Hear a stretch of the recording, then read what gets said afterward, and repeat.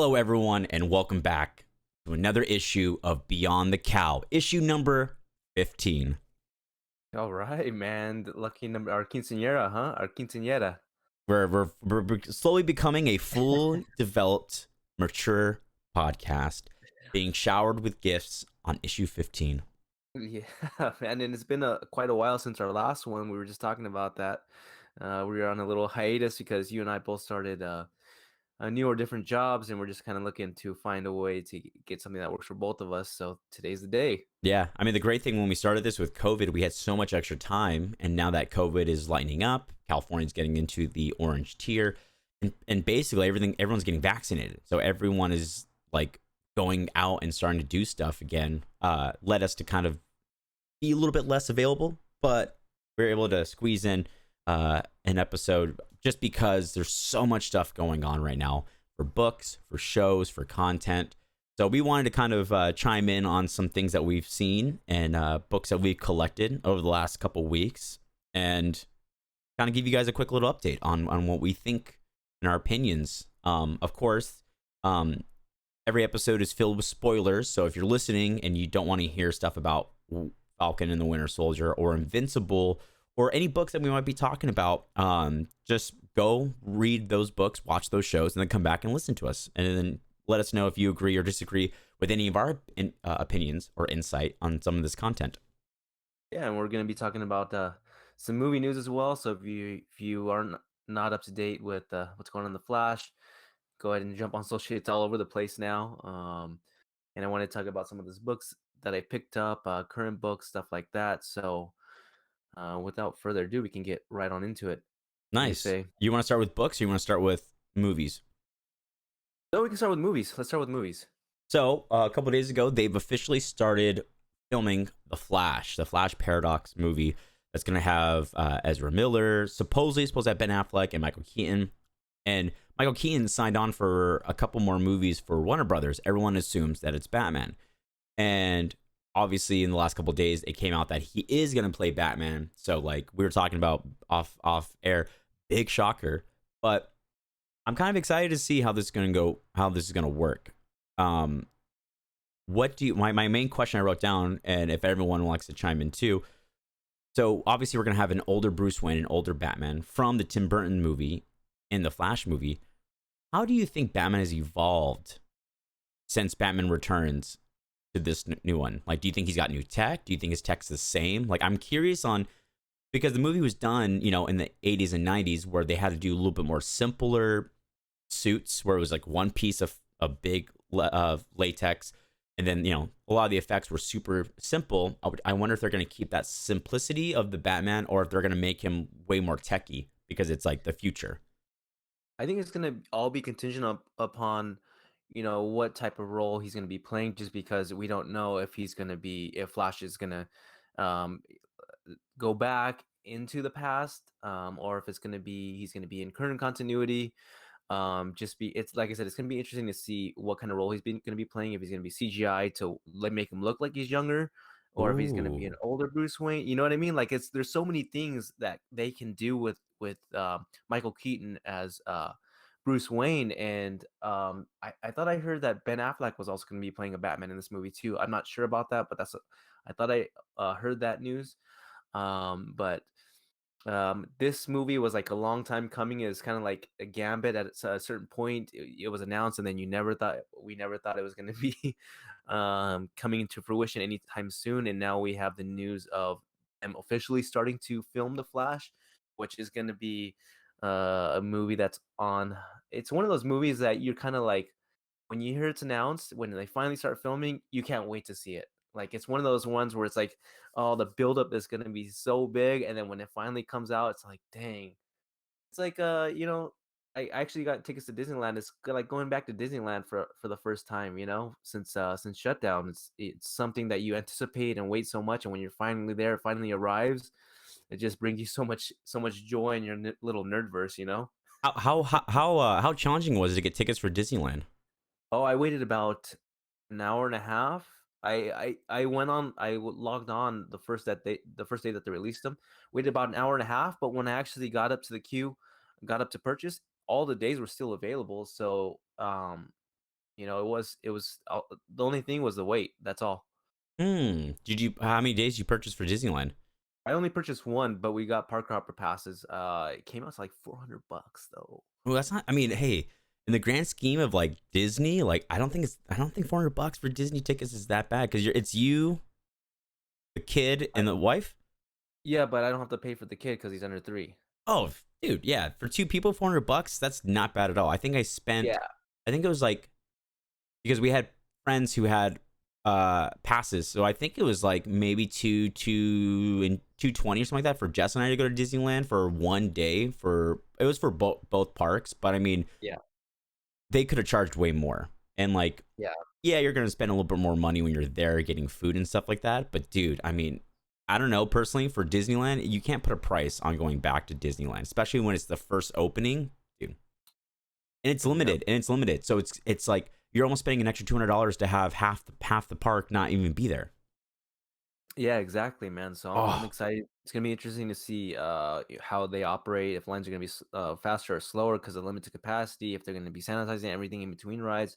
If that's gonna slow it down. If you have to wait 6 feet. If you have to very wait 6 feet true. behind the next person.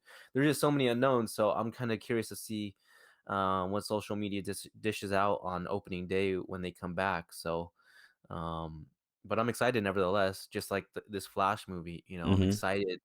It's been a long time coming with so many production miscues and directors and everything like that. So especially after the Snyder cut, man, where you actually see the Flash go back in time, the actual what we were talking about last podcast, the his actual power that he possesses in terms of being able to go back in time and do things that no other member of the Justice League can do, or Mm-hmm. so I'm super excited for this movie. Like I said, what role do you think Michael Keaton's gonna be playing? Because like they can open up so many different ways. They can open up the door to the multiverse. They can open up the door to storylines where he's going back in time and he's saving. Um, Barry Allen's trying to save his mom, and and actually Thomas Wayne becomes Batman. So, Mm-hmm. there's so many different directions that they can go, and I know speculators are all waiting to get more confirmation on news on if it's picking up off any storyline and what books to get. So, that's kind of what you get when new um, you have news coming out in regards to the Flash. Everyone's waiting to see what books are going to be hot and what books to flip. So, Yeah, I mean, I'm definitely thinking in my head like, okay, like what am I gonna need to get? What Batmans are gonna be really popular? I mean, like I think when Batman '89 comes out in June, it's either June or July when it comes out. I think that's gonna fill in a lot of the gaps into what happens. Hopefully, I think what Michael Keaton's gonna do personally, he's gonna be an old retired Bruce Wayne guy who who's too old, too damaged, doesn't want to do it, right? And the Flash and Ben Affleck are going to kind of convince him to come back to possibly don the suit. We'll see him in I think we will see him in a Batman suit because if we don't, that's a waste of an opportunity for just to literally take the helms. I mean, Zack Snyder Justice League is literally giving DC a second chance to do cool shit and to risk it and like not be afraid to do interesting things because look at Zack Snyder's cut. Like they threw in yep. they did some high risk and they got high reward. I mean, I was looking on it. HBO Max has surpassed 45 million subscribers. So before Zack Snyder, before Kong versus Godzilla or Godzilla versus Kong, they were like barely like breaking 20, and now they've hit 45 million because of all these movies they're putting out. So I think if we don't see Michael Keaton in a suit, and I don't think it's gonna be the OG suit, I think it's gonna be like think of like Batman Forever, but a little bit more advanced. I think it's gonna be kind of something like that. At least I hope so. And then I think we're gonna get mostly Bruce Wayne. A majority is Bruce Wayne kind of being maybe the eyes and ears, maybe like an oracle, where he's gonna be helping strategize and construct and give Ben Affleck direction to do something. Tell Barry what he needs to do. And maybe if they're in a crisis, you might see him in a suit. You might see a really cool, badass, like double Batman team up. That would be kind of cool. But yeah, I think we're gonna get more Bruce Wayne. 'Cause I can't see Michael Keaton being ecstatic to jump back in the suit because he always talks about he did an interview when they were asking him about RoboCop when he was in RoboCop, the reboot, and the guy who played RoboCop, one of the Skarsgård who played RoboCop, was like, "Yeah, dude, like my body hurts from wearing that suit." And Michael Keaton made a joke like, "Oh yeah, well we had to have wood planks tied to our backs to keep us standing straight to fit into the suit, and now my back." And he complains that he has back problems to this day because of the Batman suit. So I think we're gonna get more Bruce Wayne. I think it's still gonna be the cool, dark, Gotham-y feel, because we did get that glimpse when in Legends of Tomorrow, when they go into the different dimensions. Yeah. They go to World 89, which is Batman 1989. So we know that that is in DC continuity. So it's still going to be that kind of old Gotham-y. So I don't think his tech is going to be as advanced as like Ben Affleck's, but still, it's going to be kind of cool to see the old cave. And Yeah. It's funny that you bring up RoboCop. That's like one of my favorite movies of all time, with the original RoboCop, Peter Weller. Um, that's one of my favorite movies. Originals are But yeah, great. like I could see what is, if Flash travels to a different dimension where, Michael Keaton's aged. Do we get a Terry McGinnis possibly? Ooh, You I know? see. That's what I was thinking, man. Like the hype. You know what? I feel like this is also a good test. If the fans react, because like, what if they did this? Here's a hypothetical situation for you. They play the movie, and everything's done perfect. What if at the end of the movie they show Michael Keaton, Bruce Wayne, be like, you know what, I can get back into this, like gets remotivated and gets the motivated to be Batman again. He turns everything on and he presses a button for like a prototype suit. And like, what if he says something like, it's like I'm ready to put the cowl on, and the suit opens and it's the Batman Beyond suit. No Terry McGinnis yet, but it's like the beginning of Dude. when he wears the Batman Beyond suit, knowing that his short-lived. Because if they mention anything about a heart condition or anything of that nature, that Yeah, that he man. can't be Batman because of his heart, then that can mean that they might be setting him up. And I think by people's reaction, if they loved Michael Keaton as Batman and the hype is real, and they can see, okay, people want this, and they show a little bit of a Batman, like an Easter egg, or even the Batman Beyond suit, bro, it's gonna happen. It's gonna happen. Dude, you see Michael Keaton pull out the gun and give it up, huh? Something. I mean, well, no, I don't think we'd see that, but I think showing the Batman Beyond suit as like a cliffhanger, like I said, like he goes like he turns everything back on, the cave opens back up, and then you see like the different rows of suits, and then all of a sudden you see, or something set up like that, where you see the bat suit, his old one from Yeah. 1989, his current bat suit in this movie, and then you see the Batman Beyond suit that Yep. he's been like a prototype of it, bro. Dude, that'd be such a sick cliffhanger or ending, Little, or post credit scene oh, where they do that, and then but that's leading towards, of course, Batman Beyond, where you see Bruce Wayne pull out the gun and give it up, and then Terry McGinnis comes into the picture, mm-hmm. um, and we already see the Batman Beyond book starting to skyrocket. So there's a lot of people Double, that are already going ahead and trying to skate to where the puck's going to be, and kind of making that speculation towards the DC universe moving in that direction as far as film, live action film. But it's hard to gauge, because right now the market's going crazy with everything, first everything. appearances, even modern books are just like, I don't know. This is a crazy world we're living in. It's almost like other investors are coming into the comic book world right now, Oh pushing yeah. prices higher, Well, and think. baseball card collectors are coming into it. Just, I don't know. There's a lot of unknowns and a lot of crazy sales for modern books, older book, golden age books. Mm-hmm. So So go here, ahead. here's the thing. So I think with, and my personal belief, with the stimulus, everyone having extra time off to do research. If you notice, like everyone's going crazy for Bitcoin, right? Everyone's Yep. going crazy for investing. Like that is such a hot topic right now that everyone is like, even people who don't know anything about investing are going on Robinhood and they're investing with the GameStop, Bitcoin. All these different elements are showing that people, if you invest money and you invest in the right thing, you can pay out and get big money, right? So like the hype on trying to find that one lucky item that's going to make you fucking rich. And I think that's starting to bleed into collectibles. And I think people like I read an article. I don't know if you knew anything about Magic the Gathering.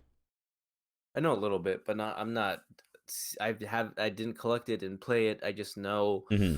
the market value on some of those original Magic the Gathering cards, which is absolutely ridiculous. Yeah, dude. Like, Just kind of follow suit with baseball cards. It's like one of those things, like, those, if you have the original Magic the Gathering cards and some like the Black Lotus or whatever, so in mint so so condition is just out of control. I'm glad you say Black Lotus. Just a quick side story before we go back to comic book news. And if anyone's listening like Magic, you might be more interested. This guy has been seeing the trend for boosting in collectibles in the market this year. So he invested $8,000 of his own money into buying a based boost like starter pack from from beta set of Magic the Gathering. And it was 8 grand, right? And so it's worth 8 grand. And so he went to the internet, tried figuring out all these different methods to, for example, like older Pokemon card packs, people will weigh it. And if it's like an ounce or two more, that means one of the cards has to be a holographic because they're heavier. So he Right. tried different ways to see through the pack, weigh the pack, try to see if he had $8,000 worth of cards in this pack. Because if not, he's just gonna save it, right? Was months. One day he decides, you know what? I'm not going to risk it. I'm just going to box it back up. And then he accidentally rips it open on accident. Opens it. He gets a beta Black Lotus in the pack. Yeah. Immediately making his investment almost triple. I think a beta, it's not as good as the alpha, or it's a Black Lotus, but it's not as good as the one that's worth like $500,000, but it's still worth like 16 to 20 grand for just that card.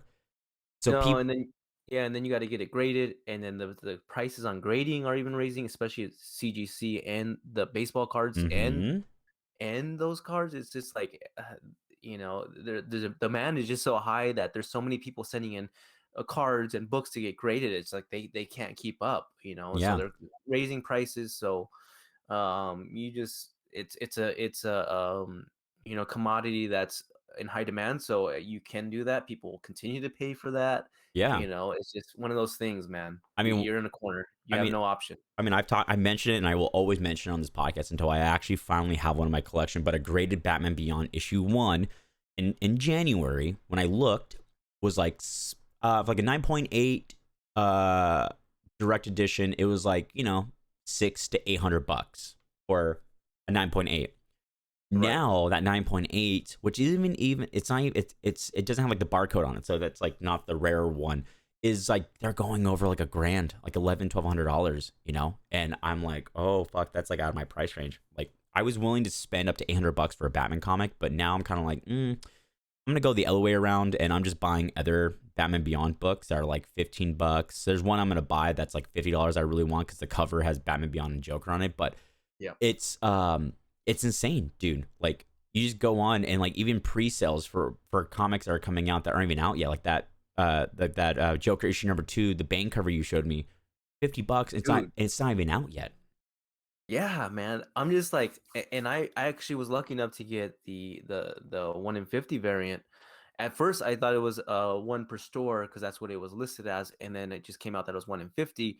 The Santa Prisca variant, I got it for like $30, and if you look online right now, it's just the market's going crazy. Just a first appearance of Bane's daughter, but we've already seen an iteration of Bane's daughter. I don't know if it's in Elseworlds Tale, but old lady Harley Quinn. There's the Bane twins. Hmm. So it's kind of like, I guess you have to think about the writer as well. James Tynion is also writing that story, so that might be the reason why the book's Yeah. being pushed up so high, because Is James Tynion is involved in a lot. You can see the direction DC is going, and hmm Tynion is involved in a big part of that direction. So I think there's a lot of speculation that this character is going to be a character that's going to be around for a little bit. But you yeah, see, we've been talking about new characters from James Tynion for a while now.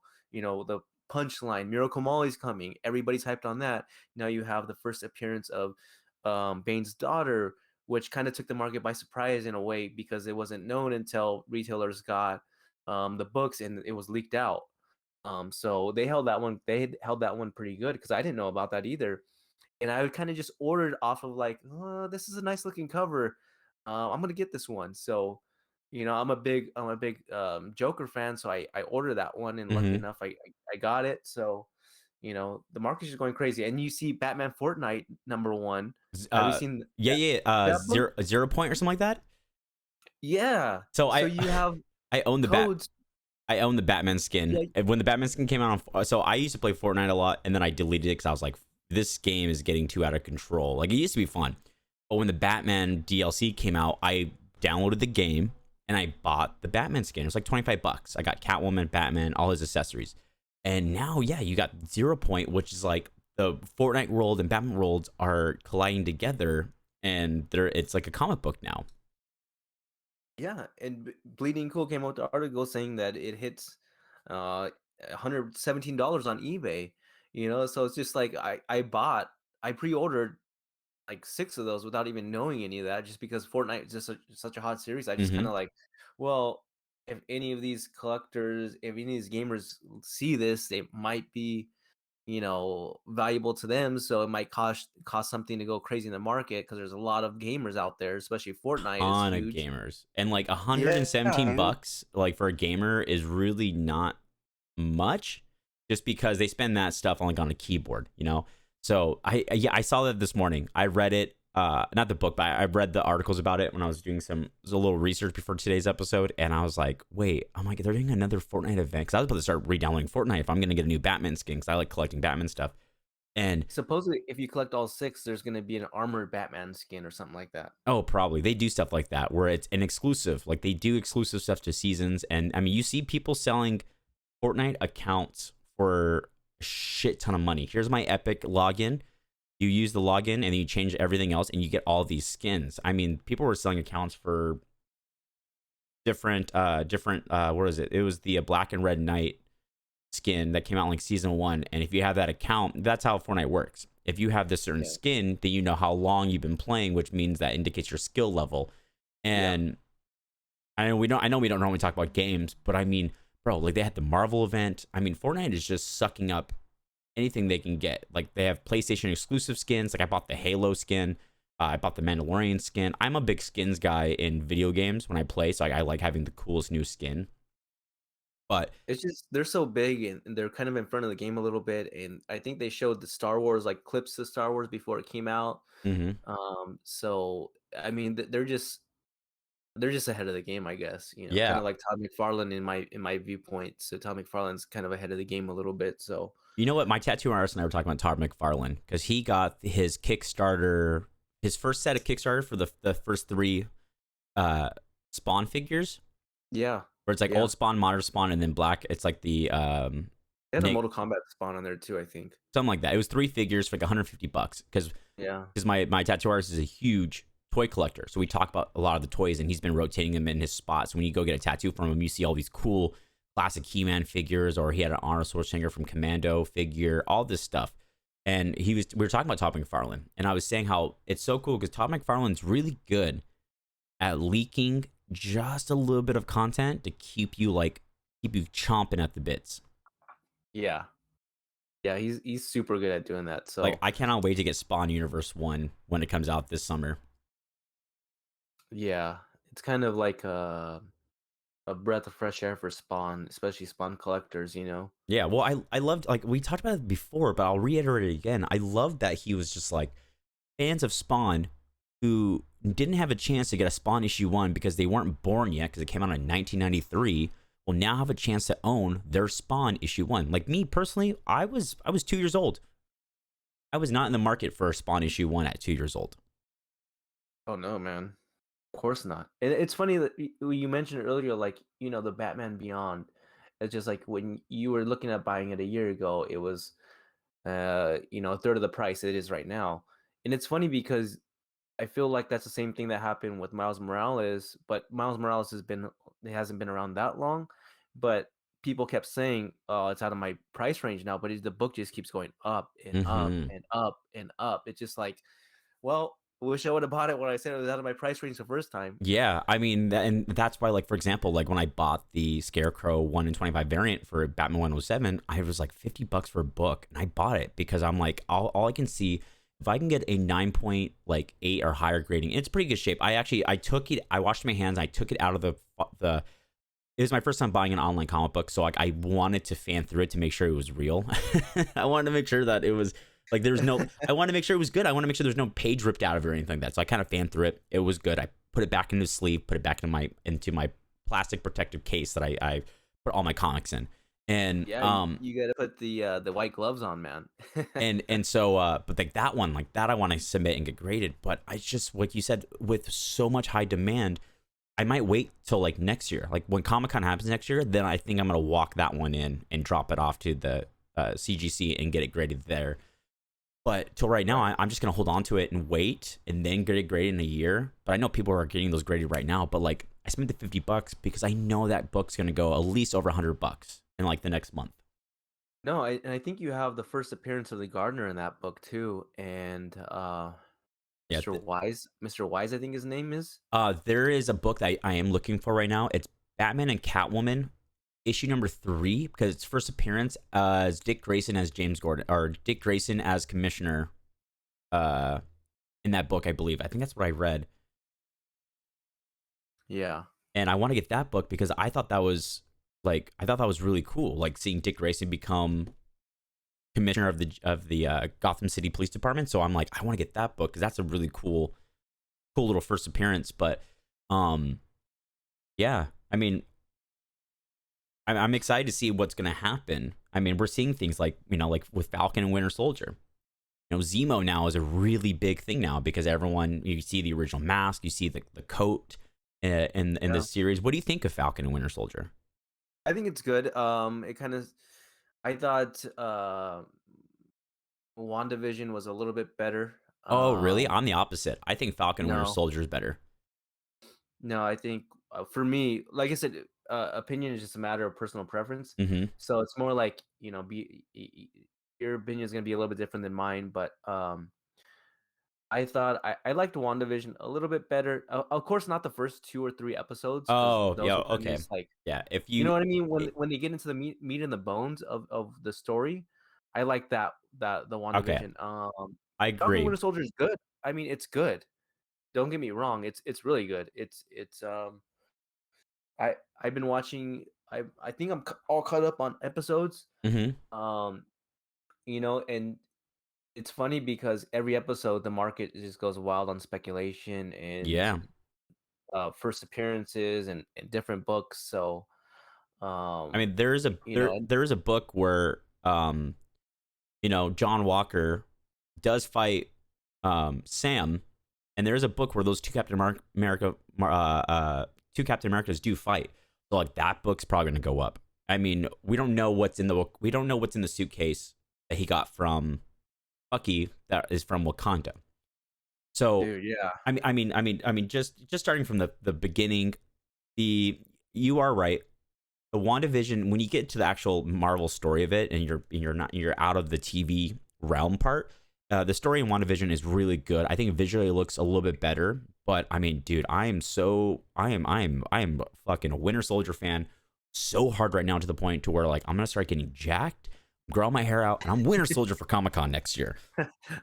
you're gonna be Bucky, huh? Like I'm already looking at finding people who do 3D printing for cosplay characters, and I want to get a black and yellow vibranium arm to wear on my left arm as Bucky for Comic-Con next year. Like super, like I can just cut my hair, leather jacket, black gloves, and I just walk around with like a metal arm. Like, dude, like that would be the ultimate cosplay. Like I think that would be like I'm obsessed with Bucky right now. I don't know why, but You gotta have your girl dress up as a Wakandan warrior, and then take your arm off. oh, just hit my chest and then I have my arm just fall off and wear like a black sleeve underneath there.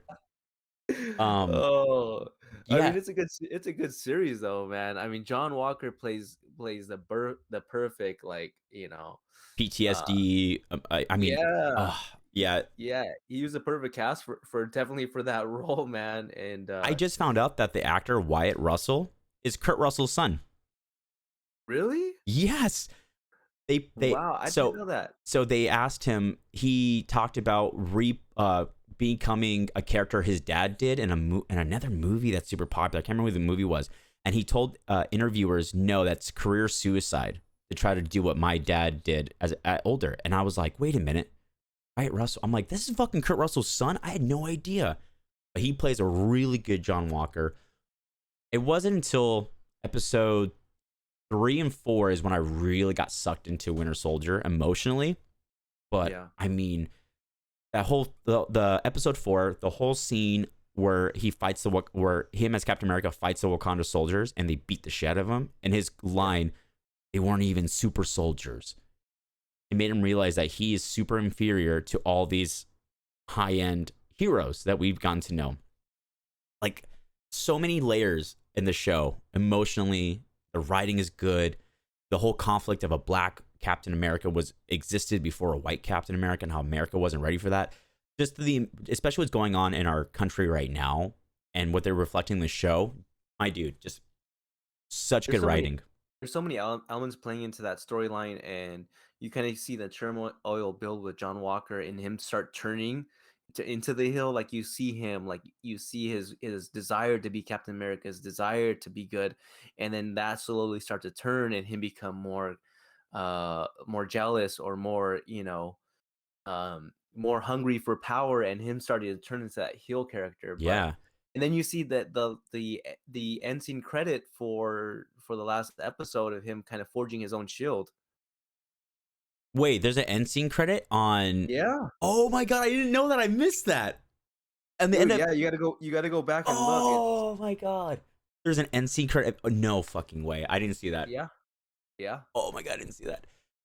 Yeah, you know what? The only two things about the show that I'm kind of like, I wish we'd have got a little bit more detail on, is him taking the super soldier serum, because you don't notice it until he throws one of the henchmen across the room. Then you're like, oh, he took the super soldier serum. Cool. Yeah. And then I wish we would have gotten a little bit more of Sam deciding, like, you know what, I'm going to take the shield, instead of him just being like, keep the wings. And he took it because he realizes that it needs to be in his hands, because Captain America is being represented differently. Yeah. And you see them play into kind of currently what's going on in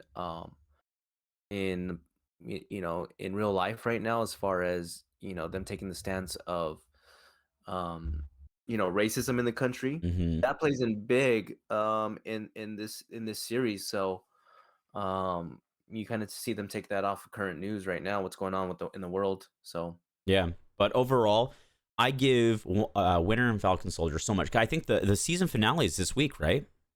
Yeah, I feel like I want more. I feel like that was way too short. Like, I agree. It's like a whole Daredevil thing. Like, for Daredevil season 1, when he finally gets in the suit, the next episode was the season finale. Like, I feel like like right as we start getting some good, like, finally see Sam with the shield. The episodes are pretty decently long, so we'll probably get some good content for the last episode. But I can't wait to watch that tomorrow. I got to go back and watch that thing. But I give this probably an 8 out of 10. Like, it definitely could have been done a little bit better, but still worth the watch. Yeah, I agree with you on that. I give it around the same grade, if not maybe like half a point lower. But I really like the series. So you give it like a 7.5? Yeah, at least. Yeah. So I'm not mad at that grade. I gotta watch Invincible. I've heard nothing but good things about that. So that's one of the series that I need to watch, because the book is great. The book, well, the first appearance of Mark Grayson, that book also is like over 160, I think 160 to $200 for the first book now. And shops have Invincible compendiums all set up for like almost $100. Like, they're really milking the price of Invincible. I've seen Invincible. I've seen every episode. I saw the day it came out. Really, really good. You definitely get the vibe in the first episode that it's a cartoon, and then it just goes completely Robert Kirkman, just gore. Like, you're like, what? Like, I watched the end of the first episode. I'm like, what? Me being a fan who's never read an Invincible comic, does not know anything about Invincible or Omni-Man or that world, I was like, holy shit. And I'm literally on the edge of my seat every single time I watch the episode. They're all really good. They're animated really good. The voice actors are really good. The actor who played Glenn on Walking Dead is playing Invincible in the show. Yeah, I mean, Robert Kirkman, he's just ever since The Walking Dead, it's a good idea to put to put money into his books. Yeah. So, Oh yeah. There's a bunch he's of Invincible figures coming out too. no, he has definitely has a track record with producing or his series coming to live action or animation. So, what's I wonder what his next project is going to be. Oh yeah. But so far out of 10, I give Invincible. I honestly give it a 9 out of 10, and Whoa. it's that good. But that's the thing about animation, though, right? Animation, Yeah. you get to see what you want to see. If Invincible was a live action show, it might be a little harder to keep the brutality of like superheroes, right? Like you have to make this show. It's just really good. It's a great story, a lot of side stories, and the characters are really funny. The acting's amazing. So, and like I said, the reason why I give it such a high rating is because people that I've been running into who don't even read comics are asking me, what do I know about Invincible? Like my friends who know I read comics are like, hey, what do you know about Invincible besides the show? And I was like, just the show. That's when I know a comic book show is really good, is when it transcends the comic book themed fans and reaching an audience that don't even know what a comic book is or don't even collect books, and Yeah. they're enjoying the show. So that to It's kind me of is when I know the show is really good. yeah, it's kind of like the same thing with Umbrella Academy and what's the other one with Homelander? The Um boys. The Boys, yeah, Oh, that's the kind of boys the is so same kind of good. thing. Like a lot of people never read any of those books, but they're watching the series, and now all of a sudden you have all these people that watch the series. Now they're all of a sudden interested in the books, and that's kind of the thing that television and film do for comic books. It's just like it brings a little bit wider of an audience that it wouldn't have if it was just a comic book. Hmm. Um, but again, like you said, this is art. The comic books are the source material for all this content Yeah. coming out.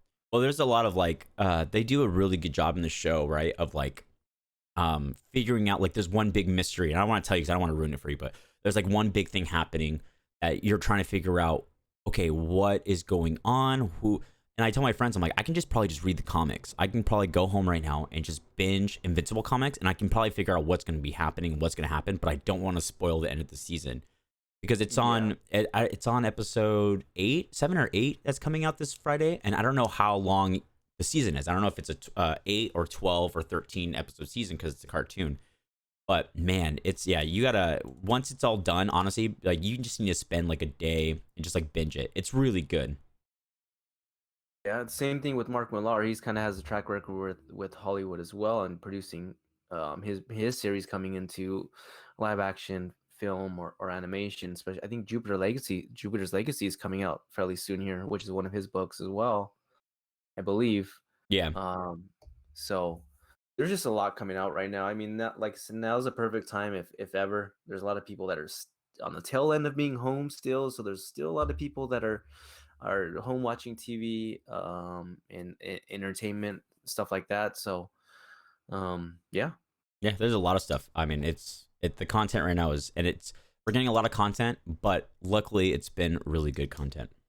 right, Do right. you want to talk about some books that you've collected recently? The I mean you've collected a lot more interesting books than I have. I've only collected the only honorable mentions I've collected is Berserker issue 1 and Batman 107. That's it. That's the only really exciting books I've gotten in the last 2 weeks. You know what? I've been like kind of like on a tear lately for store exclusives, even though like, ah man, most of them don't hold their value, but it's just like there's some that are coming out that really like kind of strike a chord. Like yesterday, I think Scorpion Comics released a Ice Cream Man issue that was a homage to the Mask with Jim Carrey. Um, so I couldn't help myself. I purchased that one. I purchased I bought ENIAC. That came out a little while ago, but I just got it. ENIAC #1, which is kind of blown up. And it's funny, it's from a new publisher called Bad Idea, but it almost feel I have the book, I just only have one issue of the first print. Those are going crazy right now. It almost seems like the Bad Idea is creating like a fabricated market for that in a way because they have a limited supply. Mm-hmm. So I'm not sure. I haven't read the story yet, so I have to read the story. I can't judge it off of that. I have the book. I'm glad that it's rising in value, but it almost seems like there's kind of smoke screens and mirrors there with that book. Uh-huh. But I have to read it first before I can make an accurate judgment or assessment of it. Now So I is bought this that book. now here's a fun question for you. How have you what is one book that you bought that you thought was going to go up in value and it didn't? And what book did you buy that you thought, this isn't really going to go up in value, but I like it, and it did go up in value, that you're like, whoa, this is rising? I'm not saying like it has to be a dramatic drop or dramatic thing, but what are like the two books that you can think of that like you bought that you thought, oh, this is going to be worth money, and then it just became a dud? And which one did Yeah, you? I have so many books that I bought and that have gone up and down, so it's kind of hard to say. I think I bought a bunch. I invested a bunch on a Batman book. I can't remember what issue number it is, but it's like an iteration of a child, like Bruce Wayne, that's mimicking Bruce Wayne. Ah, shoot, kind of caught me off guard with that. I can't remember his name. But it's a Tim Sale cover where it's like on a brick wall when it shows Two Face. I'll have to get back to that question next episode because I gotta look. I just thought of that right now. I was like, oh my, that'd be a good question for you. Is like, because like Yeah, that's like a huge thing, right? Is buying something you think, oh, this, I hope this goes up in value, and then it does, and you're like, oh, thank God it is going up. no, I bought a bunch, and that one went up, and then it went down, and then it went back down, which kind of common. Like it's common. Like Oh it'll yeah. go up and it go back down. Um, I bought a bunch of Something Is Killed in the Shoulder number ones. Hmm. I was like, okay, this might have something behind it. I kind of speculated that it would be. Um, it would go up in value, but it just blew up. And I was like, "Oh, I'm glad I bought I'm glad I bought a bunch of those." So, that's one of the ones that I got really lucky on, and I took a big gamble and guess, and that Hmm. was kinda before James Tynion kinda blew up a little bit. So there was a lot of hype behind that series when it first came out. So that was kind of the book that I thought was gonna go, like, I thought it was gonna be okay, but I didn't think it was gonna do as well as it's doing right now. Yeah. So, Perfect. What else have you yeah. picked up? I picked up the Department of Truth. Was an homage cover to the Slim Shady, his first major album, the Slim Shady LP, I think it is. So I just kind of been like on a tear with buying some these store exclusives. Like I hate it because like most of them just they don't hold their value. Of course, if it sells out right away, you see prices go up immediately on eBay, and then you wait a couple months, they'll go back down, and they won't be worth anything anymore. So I try and stay away from store exclusives. But lately, I've been finding myself getting sucked into some of these some of these store exclusives, man. So just one of those things, man. I have ENIAC number one, Department of Truth. I picked up from Bird City Comics. Um, I also, like I said, I also pre-ordered the um the Ice Cream Man score homage to the mask variant for that issue. Let's see what else. Um, yeah, so that for the most part, that's most of what I got. I mean, now that we're past Future State, I haven't been going too heavy on books. Yeah. Just a few here and there. Same here. Yeah. I went ham on Future State, and then I've been really going ham on Batman Black and White. And then I need to get caught up because I really want to get some of the variants, and then I need to go because it came out today, issue number 2 of Carnage, Black, White, and Blood. Yeah. I got a variant cover, which was like a play on the Spider-Man issue number 55 cover, where it's kind of like the it's like Carnage looking up also, and kind of like a more like a symbiote web of him. That cover was really badass, so I bought that cover. I found that in store, so I just got it. And the other book I got second and third print of Daredevil issue number 25, which aren't really worth much, but I thought the covers were kind of cool. And then yeah, I've just been getting Batman Black and White has kind of been like my main focus for book hunting. And then now Carnage, and then Berserker, and then still the current Batman storyline. Like I said, I went 2 weeks ago and couldn't find anything. I barely could find issue 107 main cover, and I couldn't find any of the other variants. I had to order them online. And Yeah. then Yeah. the one thing I am going to go ham on this summer is I really want to get the Pride specialty covers that are coming out this summer. I think those would be really cool to have in a collection. Okay. where it shows like all the different characters having their own cover with their own way of supporting Pride. Right. And then there's also I pre-ordered a Asian cover which shows Batgirl as Asian in a bat suit. So I pre-ordered that one. I thought that one was kind of unique. But other than that, there hasn't really been any books out that really caught my attention that I'm like, I gotta go out, look, and find. I wasn't even able to find a Batman Second Son like in the store. I thought that was kind of weird. Yeah. The storyline with Jace Fox. Yeah, Um, yeah, maybe it's just under ordered. I don't know because I think that came out digitally first. I'm not sure. it did because I read it. I've Yeah. already read it. I read it 2 weeks ago. It came out uh 2 weeks ago, or yeah, almost 2 weeks ago. It came out, and I went the day it came out. Like I went to my local comic book shop, and yeah, they seemed pretty scarce on books that were coming out. So I'm gonna hopefully go out. Maybe not this week, but probably next week I'll go out and try to look for some books. I think honestly I might just start ordering online because I had a Yeah. great experience with my book coming from Graham Cracker Comics in Chicago. So I had a good experience. Now, granted, that was a $50 comic that was wrapped up in in plastic packaging, boarded up for me. It came in like triple wrapped, so it was super protected. But Yeah. I mean, it's like I can't like my time's becoming limited. So like I can't just like I love going out and hunting for comic books my day off. That's great, but last week fun me out because everything that I wanted I couldn't find. Yeah, that's kind of the thing. I mean, a lot of these hot books, people are trying to make money off them, so they're going to stores, in their area or out of their area, and picking up all these as many books as they can Yeah. that they see spike up in value on eBay, even a little bit. So And I feel like I'm getting beat out by people with subscriptions also. yeah, So yeah, I need to start asking about that. I need to start establishing some subscriptions and then going out and being like, "Hey, I'm looking for any Batman like the new main Batman storyline, anything with Joker, and if you have any of their variants, I'll pull all their variants also." And like, it's like I will buy 3 of the same books as long as each cover is different. yeah. So So it's a hard time to be a collector right now because of everything, all the speculation going on right now. yeah, Kind of discouraging if you are a new collector, but I mean, if you order in advance, it's you can't really get beat out yeah, and I on the mean, stores. my collection, like I like collecting them because I like to hold on to them to say I had a Joker issue #1 for the storyline. A lot of the books Yeah, I buy, I don't buy with the intent of this book's gonna make me a shit ton of money one day.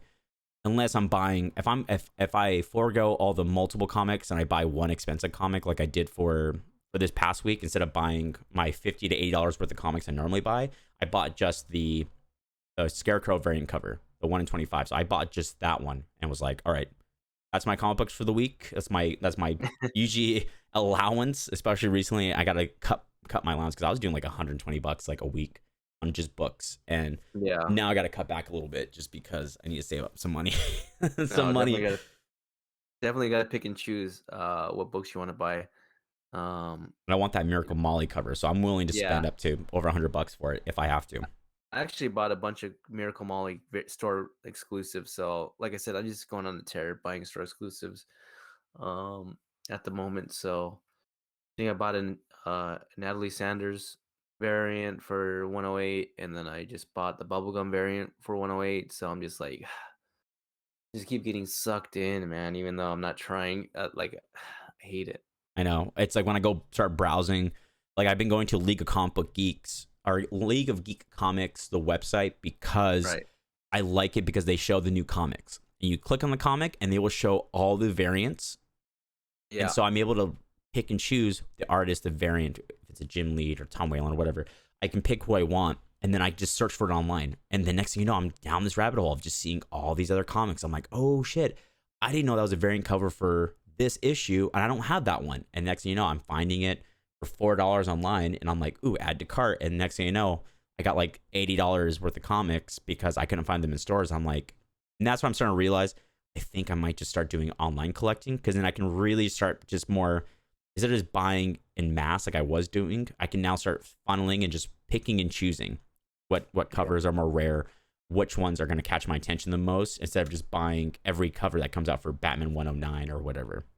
Yeah, you kind of have to be selective, or you're gonna go broke real quick. No, and trust me, I think I busted. I think I went a little too ham on that first one because that box I bought that I showed you, it's already full. I have to buy another one. Jeez.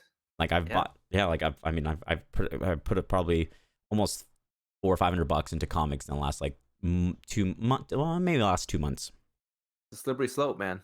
It is, but I mean, other than that, for books and movies, man, I mean, whew, I can't Yeah. wait. I can't wait to see what's going to be coming out in the next. I can't wait for summer. Summer's going to be, oh my god, summer's going to be a lot of good content. Yeah, it's getting back to business, you know. Frontier, Batman '89. I'm gonna be collecting every Batman '89 issue. Yeah.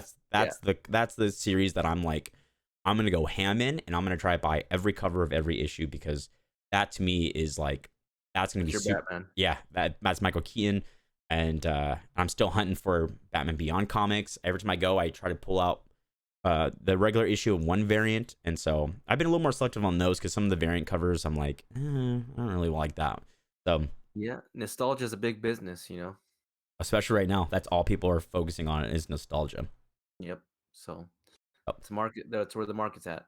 exactly. But everyone, if you enjoyed this episode, let us know in the comments section below. We're also on Spotify, just so you know. If you're listening to us on YouTube, you can listen to past episodes and all our episodes on Spotify under Just Beyond the Cowl. And let us know on Instagram and YouTube if you agree with any of our opinions. If you think Winter Soldier was better, if you think it was worse, if you saw anything that you want us to review for the next time, whether it's a book or a show, just let us know. Yeah, and if you made it this far, we want to thank you for watching all the way through. You know, it means a lot to us. Even though we like hearing ourselves talk to ourselves, you know, thank you. Thank you Yeah, for making it through. just two dudes on the tube. All right. All right, everyone, have a good